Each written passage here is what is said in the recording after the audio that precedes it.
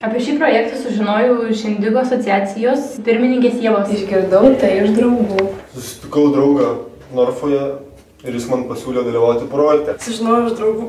Tai kad visi pagėgiai apie tą projektą žino. Šitą projektą mes patys su draugais sugalvojame vykdyti, sugalvojame idėją ir stengiamės platinti šitą projektą.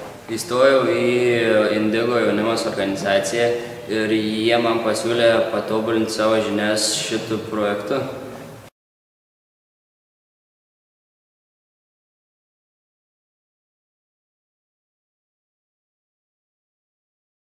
Tiesto mano mėgimiausias atlikėjas. Visada norėjau sužinoti, kaip gyvena Tiesto. Dalyvaujant šiame projekte turime galimybę dažniau susitikti su asociacijos draugais. Nes yra galimybė susitikti, susipažinti, susibendrauti su kitais to projekto žmonėmis. Mėgstu muziką ir norėjau išmokti elgtis su DJ aparatūra.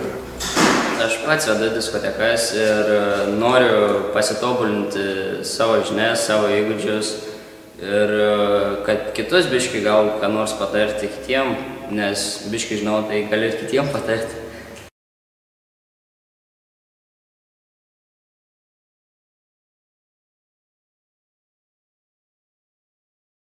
Taip reikalingas, nes didėja jaunimo užimtumas ir gauname tokių žinių, kurių negauname mokykloje. Taip reikalingas, nes galiu išreikšti save.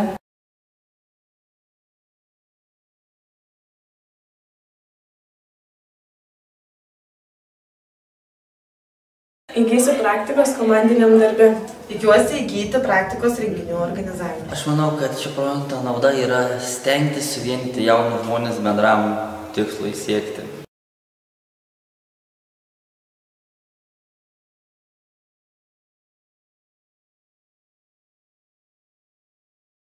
Susipažinau su žmonėmis, kurie man pravers ateityje.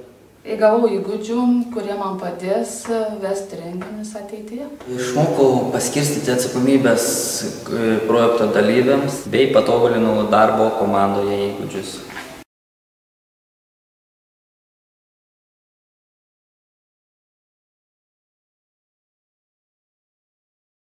DJ Vyga. Taip, Gata. DJ Vyga? Tiesto arba Avičiai. O daina? Ką žinau, 6 bičiai.